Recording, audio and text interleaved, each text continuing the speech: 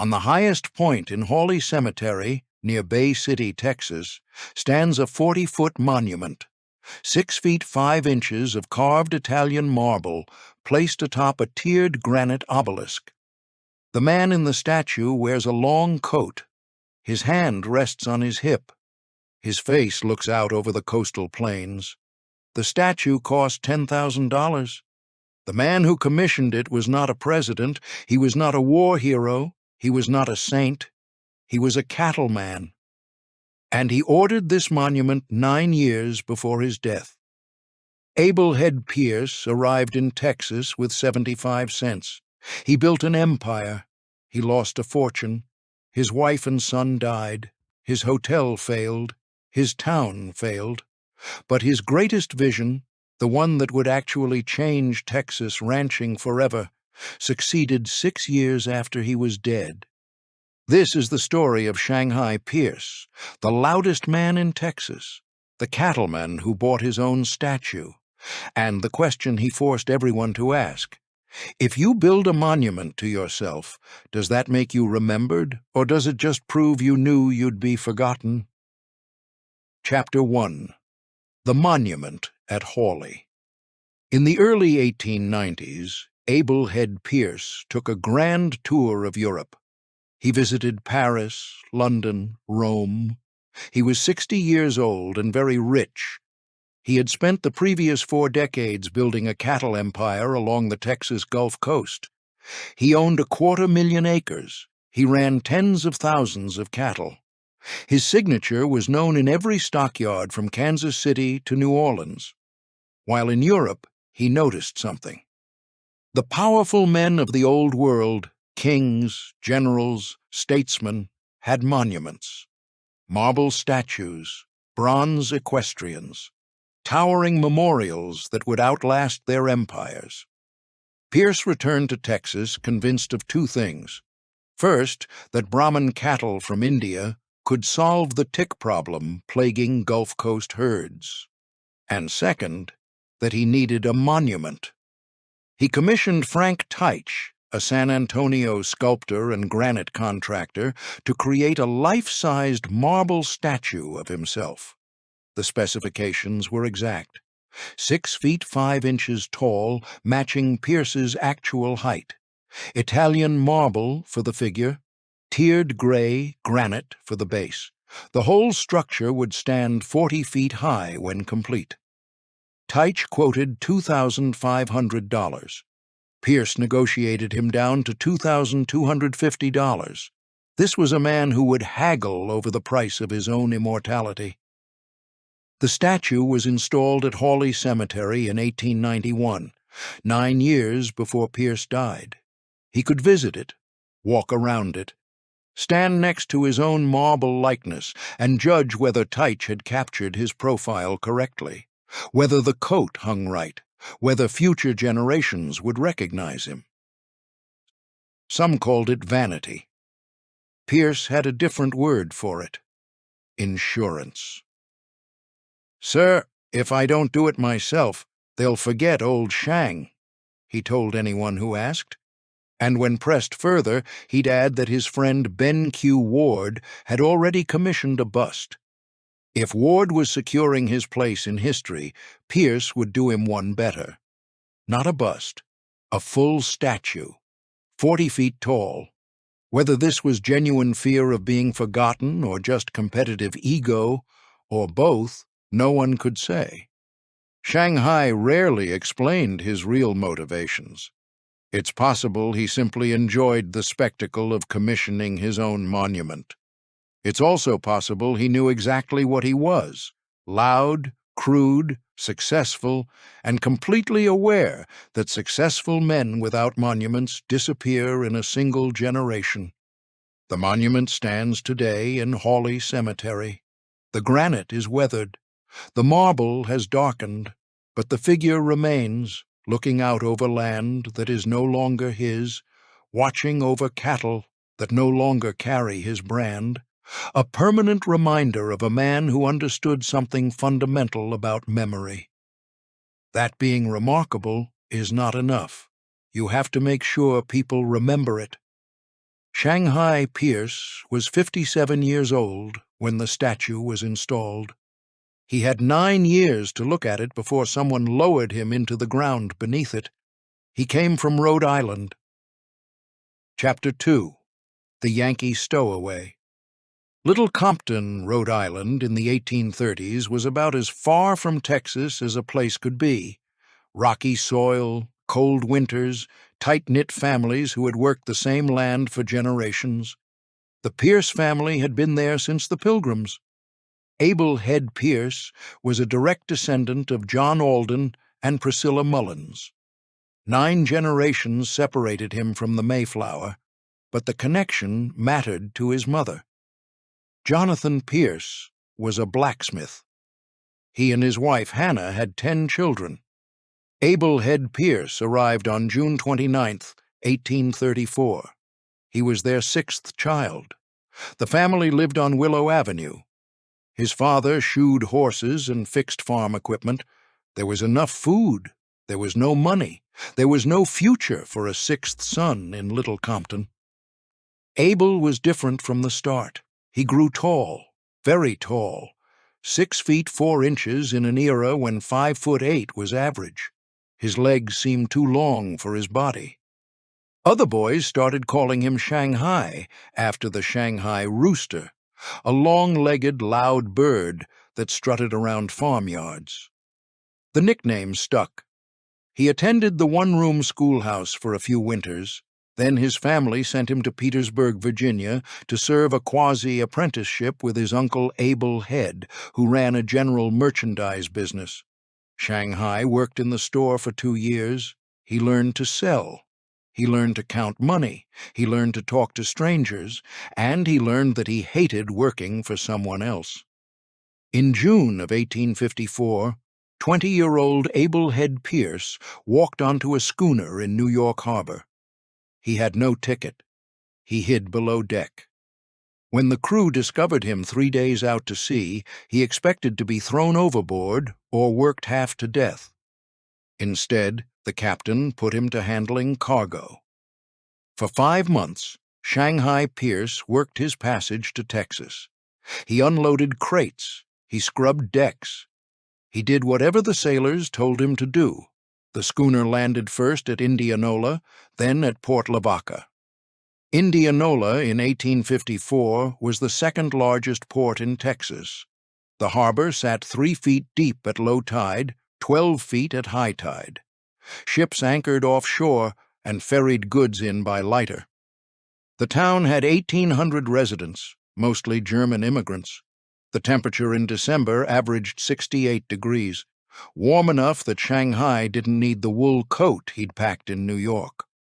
The coastal prairie stretched flat to the horizon, covered in salt grass and mesquite. No hills, no trees taller than 15 feet.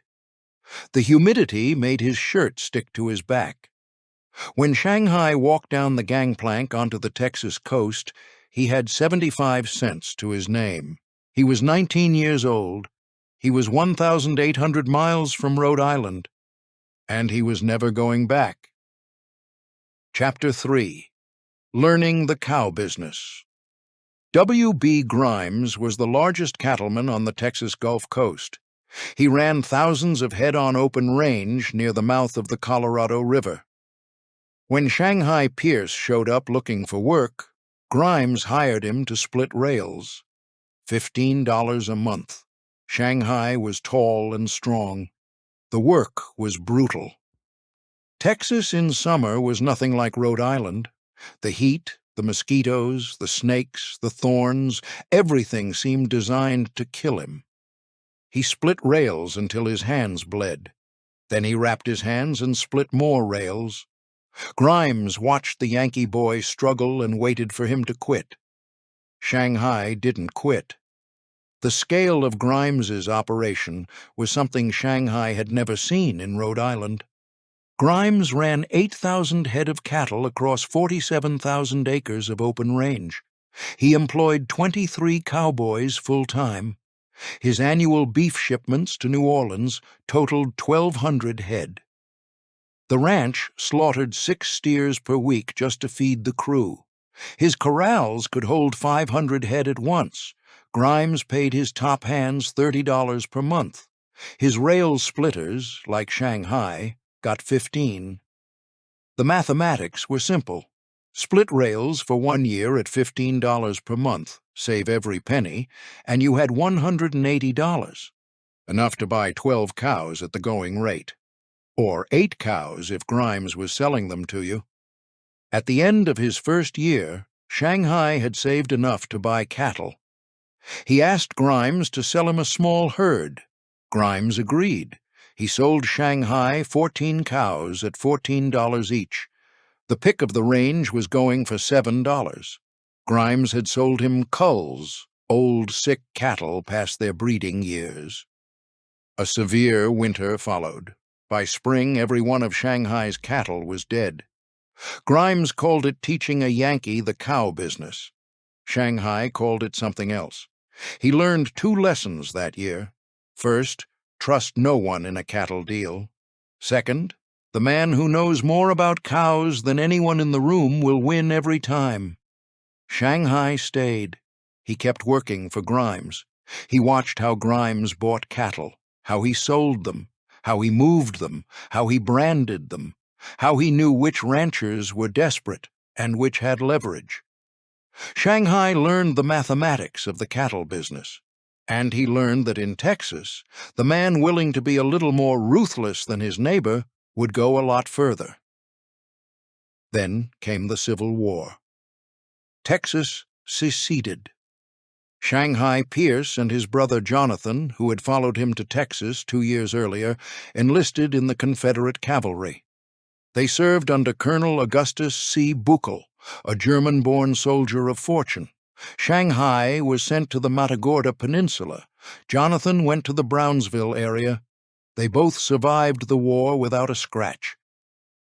When they returned to Texas in 1865, they discovered that Grimes had sold their cattle holdings while they were gone. He paid them in Confederate currency. The currency was worthless. 4 years of war, 2 brothers risking their lives, and they came home with nothing. Shanghai Pierce was 31 years old. He had no money, no cattle, no land. But he did have one thing Grimes hadn't counted on.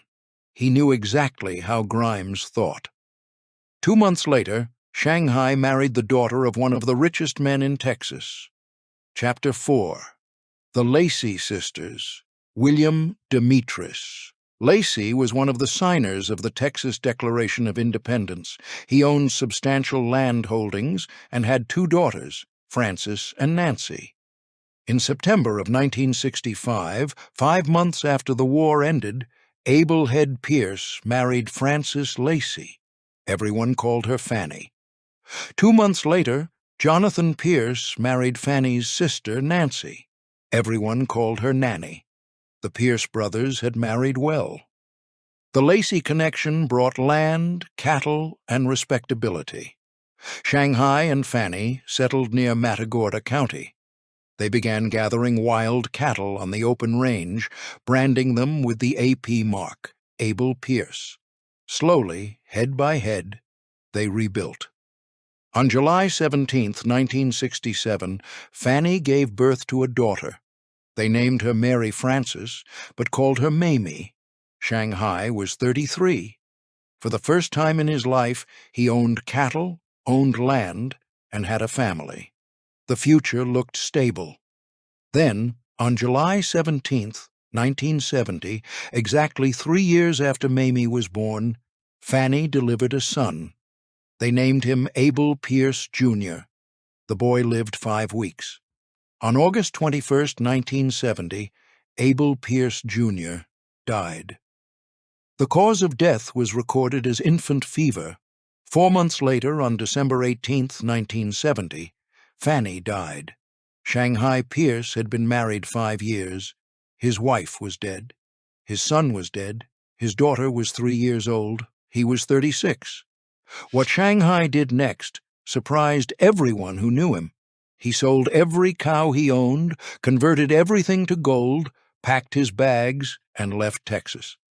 He went to Kansas City and stayed there for 18 months. During that time, he barely communicated with anyone.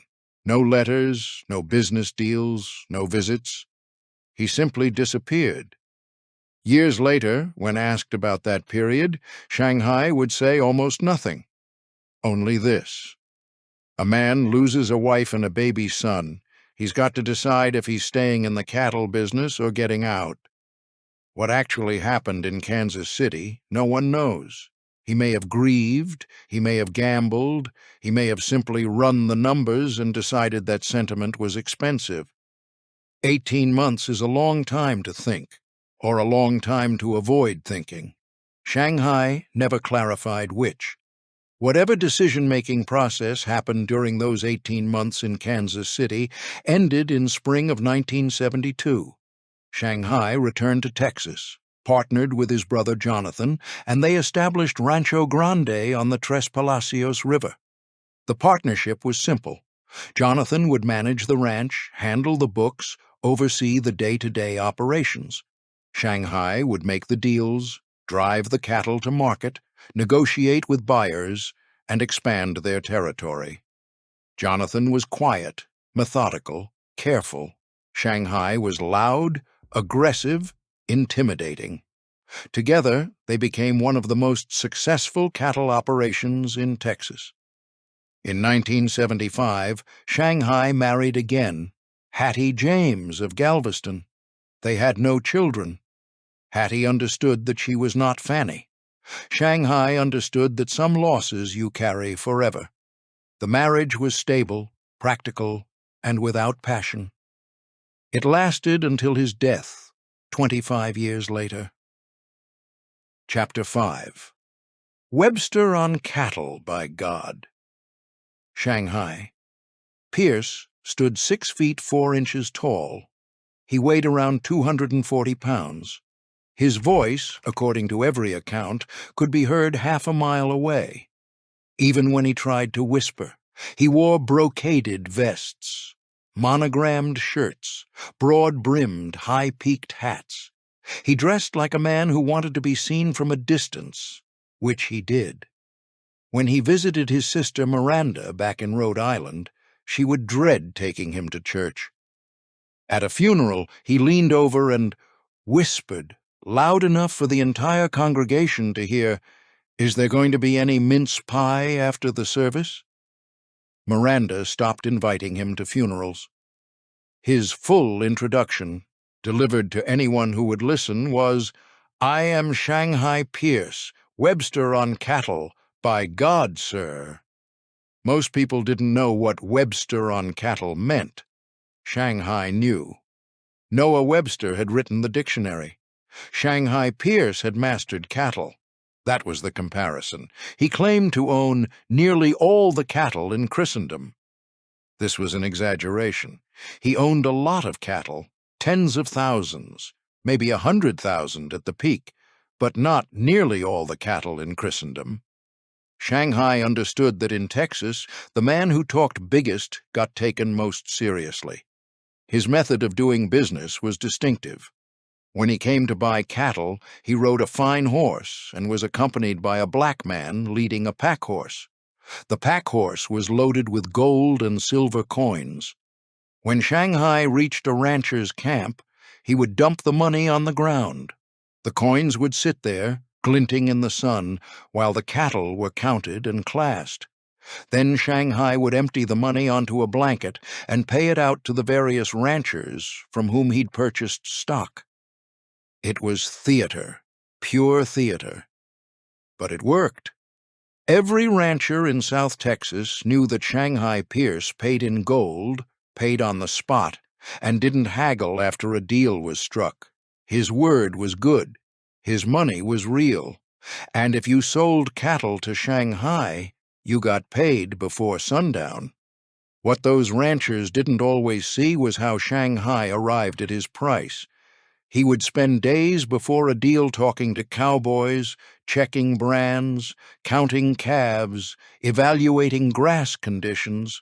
He would know, down to the cow, how desperate a rancher was to sell.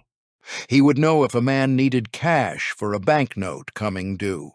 He would know if drought had depleted a herd's weight, and then he would make his offer. A fair price. Not generous, never generous, but fair enough that a man with no other options would take it. Shanghai once said, "By God, sir, if I was to stop to fight with everybody who cussed me, I would be fighting all the time. But while they are busy cussing me, I am busy getting their money." He was not loved. He was respected. There's a difference. Chapter 6. The Rancho Grande Years. From 1871 to the mid-1890s, Rancho Grande became one of the largest cattle operations in Texas. The Pierce brothers branded cattle over a territory more than 50 miles square. Their drift fence, Shanghai liked to say, was the Gulf of Mexico. In 1871, a young cowboy named Hawley Cemetery went to work for the Pierces. He would later write that in a single season they branded 25,000 calves. 25,000. The number gives you a sense of the scale. Here's what it took to brand 25,000 calves in a single season. Rancho Grande employed 47 full-time cowboys at $40 per month. 6 line camps spread across the territory, each with bunks for 8 men. 32 horses per camp rotated every 3 days. 4 chuck wagons operating simultaneously during roundup. 214 miles of drift fence to keep cattle from wandering into neighboring territory. 17 windmills pumping water. 3,600 pounds of beans purchased annually. 41 branding irons in rotation. The brothers shipped 6,000 head north by rail each year and another 8,000 by trail drive. The ranch consumed 12 tons of flour, 900 pounds of coffee, and 2,000 pounds of sugar every year just feeding the crew. To brand that many calves, you need at least that many cows. You need hundreds of square miles of range. You need dozens of cowboys. You need an infrastructure, corrals, line camps, bunkhouses, supply wagons, that looks more like a small army than a ranch. Jonathan Pierce managed all of it. He kept the books. He hired and fired. He settled disputes.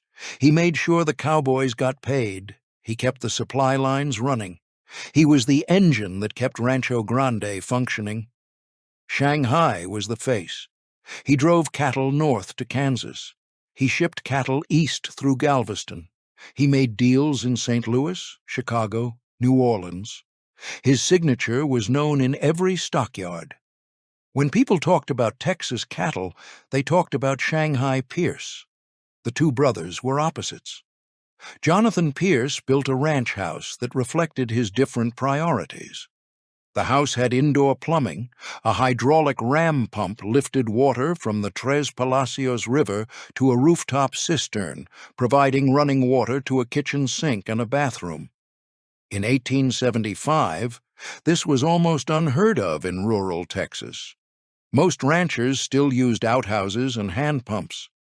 Jonathan's house had gas lighting, fed by a small manufactured gas plant that converted coal oil to illuminating gas. The dining room table seated 12, made from live oak milled on the property. The windows used real glass, not oiled paper.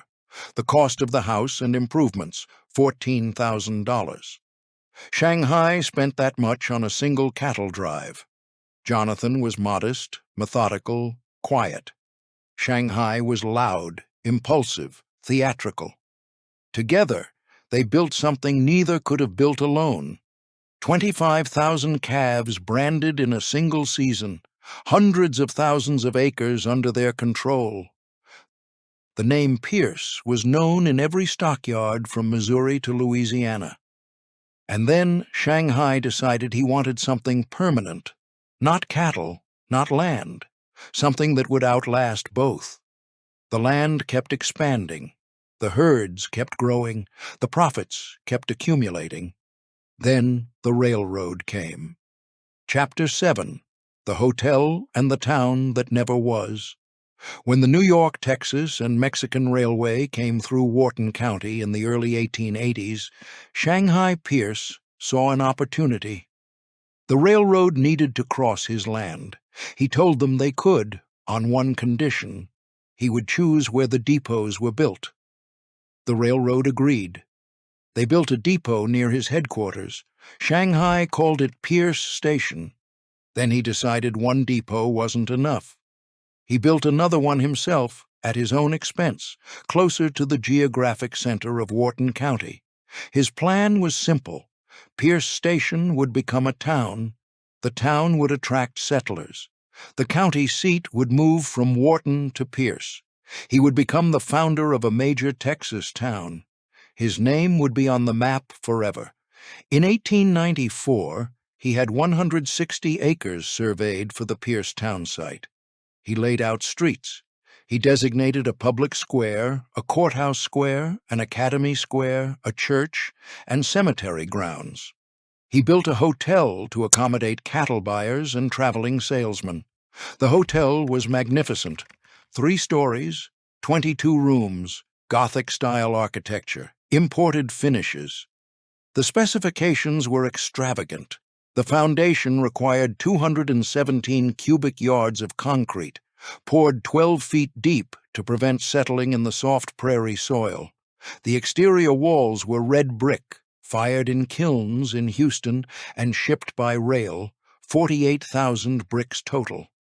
The roof used Vermont slate, each piece hand-cut, weighing 280 pounds per square. Inside, the lobby featured a carved oak staircase with 63 balusters, each turned individually.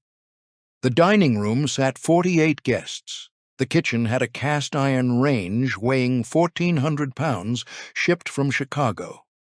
22 guest rooms, each with 12-foot ceilings, plaster crown molding, and gasoliers imported from New York. The hotel's water came from a cistern holding 8,000 gallons. The entire structure cost $87,000. In Pierce Station, population 43. The kind of building you'd expect to see in Galveston or San Antonio, not in the middle of the coastal prairie. The hotel cost a fortune. Shanghai didn't care. He was building a legacy. The problem was that Wharton had other ideas. The officials in Wharton heard about Pierce's plan. They understood that if the county seat moved, Wharton would die. So they made a midnight deal with the railroad. They kept the main line on the Wharton side of the Colorado River, not the Pierce side. Without the main line, Pierce Station would never grow. Shanghai fought. He hired lawyers. He made speeches. He threatened.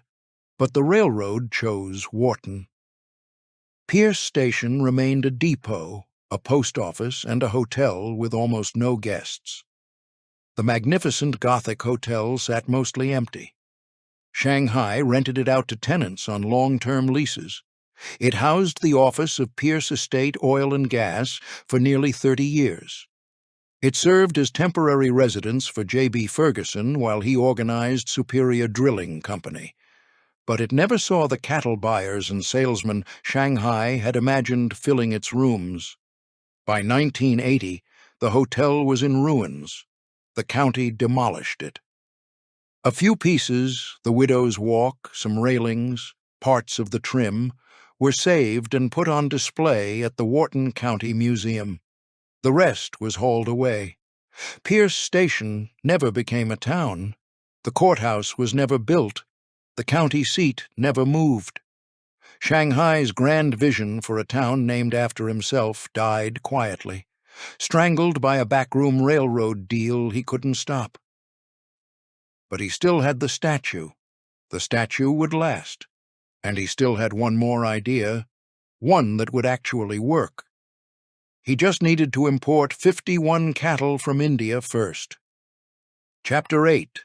The Brahman Dream. Texas cattle in the late 1800s died of tick fever. The ticks carried a parasite that infected the blood. Once an animal was infected, there was no cure. Ranchers on the Gulf Coast could expect to lose significant portions of their herds every year to tick fever. Shanghai's records from 1894 show he lost 843 head to tick fever that year. At an average value of $18 per head, that's $15,174 in lost inventory. Every year. There was no insurance for tick fever. No bank would accept cattle as collateral if tick fever was present in the region. The risk was uninsurable, which meant the loss was inevitable. It was the cost of doing business. Shanghai. Pierce hated it. Every dead cow was lost profit. Every lost profit was money he couldn't reinvest in land. If he could solve the tick problem, he could dominate the Gulf Coast cattle market completely. So he began experimenting. He tried removing ticks manually, too labor-intensive. He tried dipping cattle in chemical solutions. The cattle hated it. Some died from the stress. He tried rotating pastures. The ticks waited in the grass. Then, around 1890, Shanghai bought 2 old Brahman bulls from a traveling circus. Brahman cattle, Bos indicus, came from India. They had humps on their backs. They looked nothing like the longhorns Shanghai had spent 40 years breeding, but they had one feature that interested him: thick skin, abundant sweat glands, heat tolerance. He turned the bulls out with some of his longhorn cows. The bulls were old and worthless for serious breeding. But Shanghai noticed something. The ticks didn't cluster on them the way they did on longhorns. The bulls' thick skin made it harder for ticks to attach. Their sweat glands helped regulate body temperature in heat that would kill a European breed. Shanghai became convinced. Brahman cattle were the answer. If he could import quality breeding stock from India, he could crossbreed them with longhorns.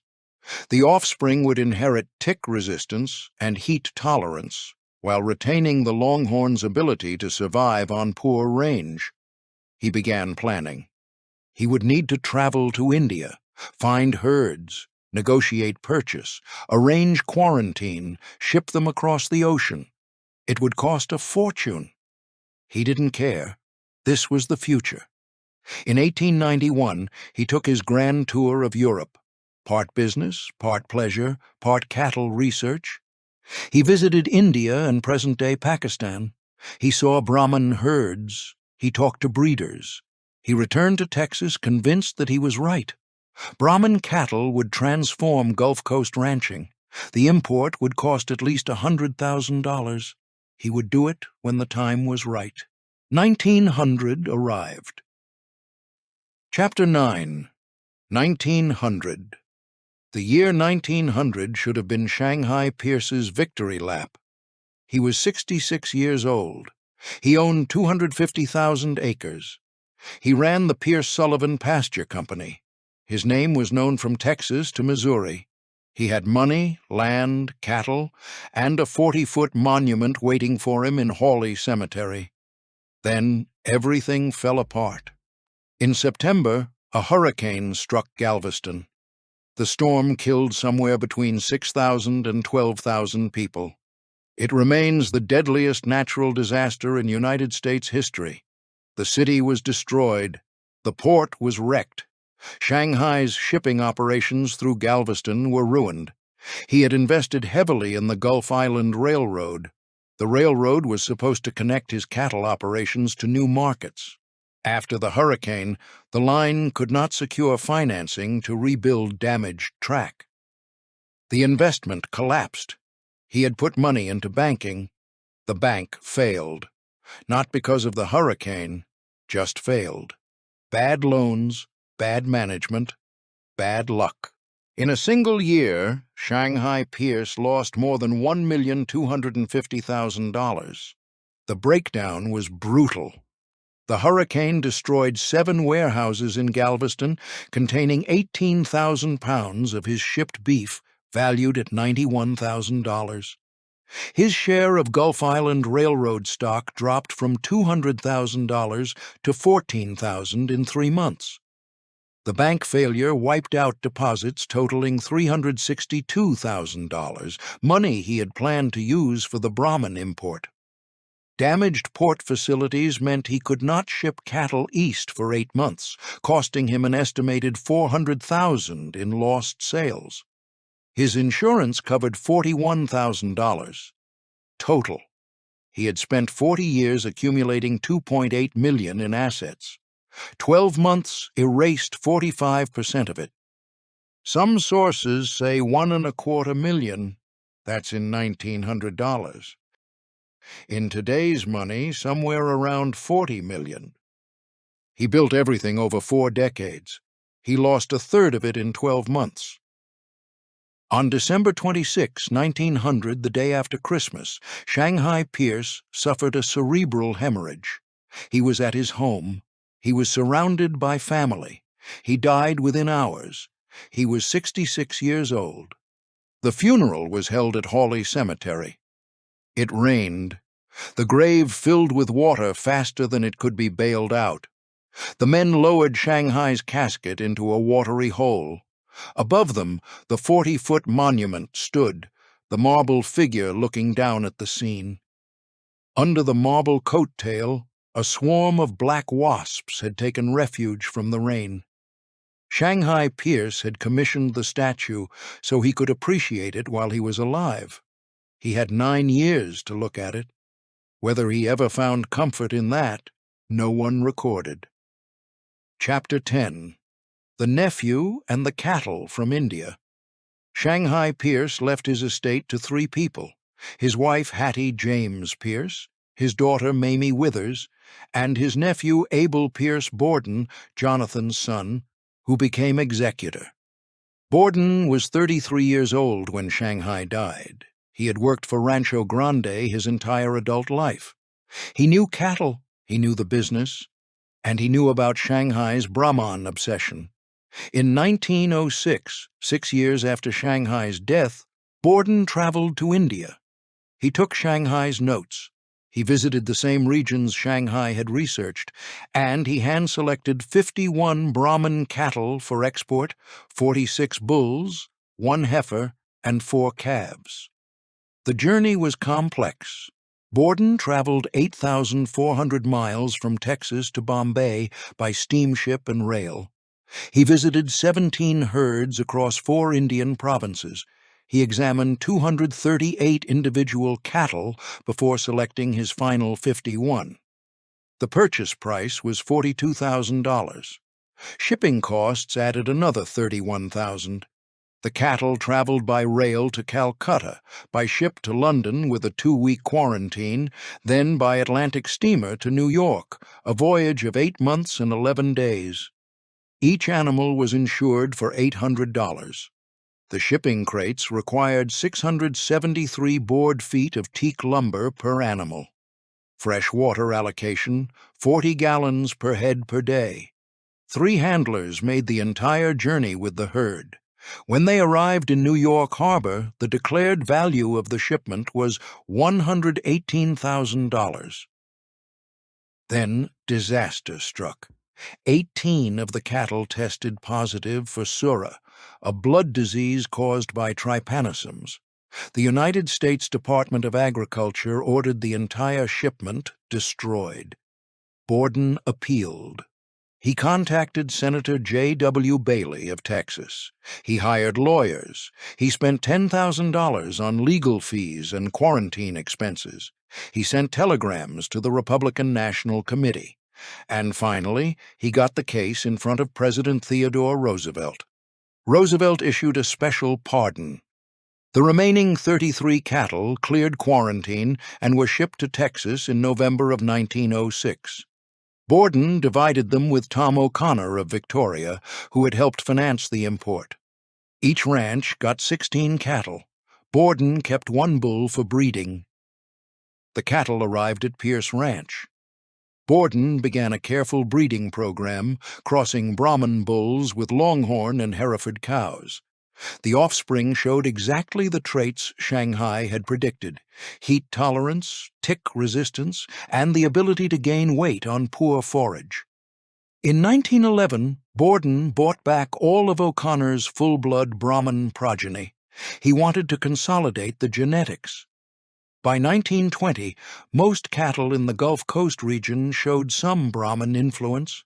By 1930, the American Brahman Breeders Association had been founded. The breed registry closed in 1939, cementing Brahman as a distinct American breed. Shanghai Pierce had been right. Brahman cattle transformed Texas ranching. They became the cornerstone of the Brahman, Brangus, Beefmaster, and Santa Gertrudis breeds. Today, millions of cattle in the southern United States carry Brahman genetics.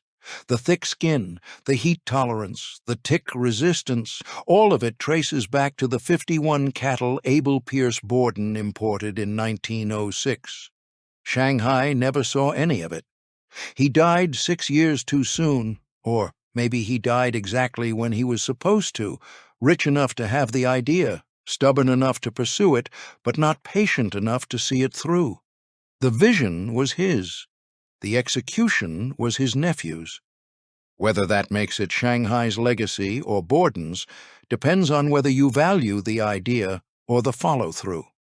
His greatest vision, the one that would actually change the industry forever, succeeded after he was gone. Chapter 11. What Survived. Jonathan Pierce outlived his brother by 15 years. He died on March 29, 1915, at the age of 75. He was buried in Demings Bridge Cemetery near Hawley, not far from where Shanghai's statue stood.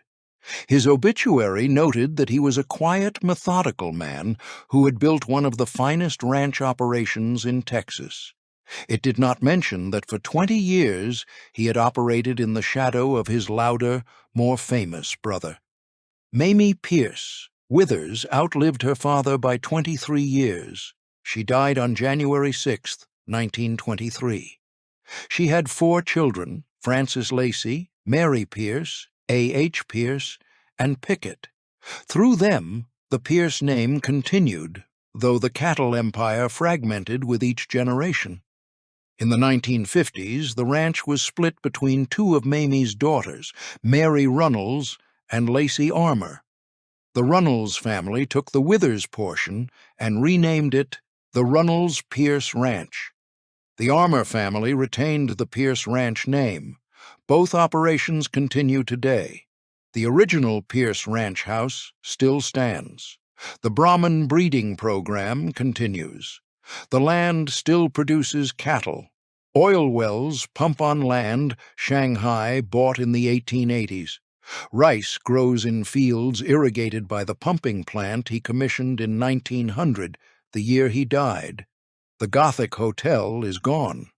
The town of Pierce never became a county seat. The population peaked at 150 in the 1940s and declined to 40 by 2000. Pierce Station is a dot on the map. Most people driving through Wharton County have never heard of it. But the statue stands. 40 feet of granite and marble. The figure still wears the long coat. The hand still rests on the hip. The face still looks out over the coastal plains. Visitors come to Hawley Cemetery to see it. They take photographs. They read the inscription. They wonder who this man was and why he thought he needed a monument. And the Brahman cattle endure. Every time a rancher in South Texas turns out a Brahman bull with his cows, he is continuing the vision Shanghai Pierce died before completing. The thick-skinned, heat-tolerant, tick-resistant cattle that now populate the southern United States exist because a loud, crude, calculating Yankee spent 40 years figuring out how to beat the Texas heat. Shanghai Pierce claimed to be Webster on cattle by God. He wasn't wrong. He just couldn't finish the dictionary before he died. If you found this story fascinating, there are dozens more like it. Forgotten cattle barons, failed empires, monuments that outlasted the men who built them. Which story is next? Discuss suggestions in the comments. Chapter 12. The Man and the Marble. If you visit Hawley Cemetery today, you can still see Shanghai's statue. The marble has darkened with age. The granite is weathered. The cemetery is quiet. Most of the graves around Shanghai's monument belong to people he never met, buried decades after he died. The statue cost $10,000 in 1891. That's roughly $300,000 in today's money, for a piece of carved marble and granite that sits in a cemetery in a town that never became a county seat. But here's the thing. The statue is still there. People still visit. His name is still mentioned. He got what he paid for. Shanghai Pierce understood something about memory that most people don't. Being great isn't enough. Being rich isn't enough. Being right isn't enough. If you want to be remembered, you have to build the memory yourself. You have to carve it in marble. You have to make it 40 feet tall. You have to do it while you're alive so you can make sure it's done right. He lost his wife and son in 1870. He lost $1 million in 1900. He never saw his Brahman experiment succeed. The hotel failed. The town failed.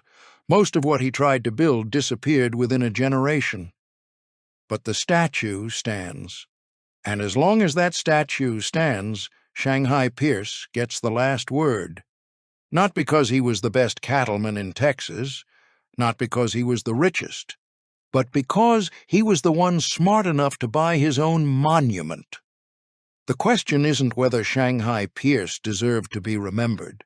The question is whether any of us would have the nerve to commission our own statue, pay for it in cash, and spend 9 years looking at it before we died. Shanghai Pierce would tell you that nerve is the only thing that separates the forgotten from the remembered. And he'd be right. By God, sir.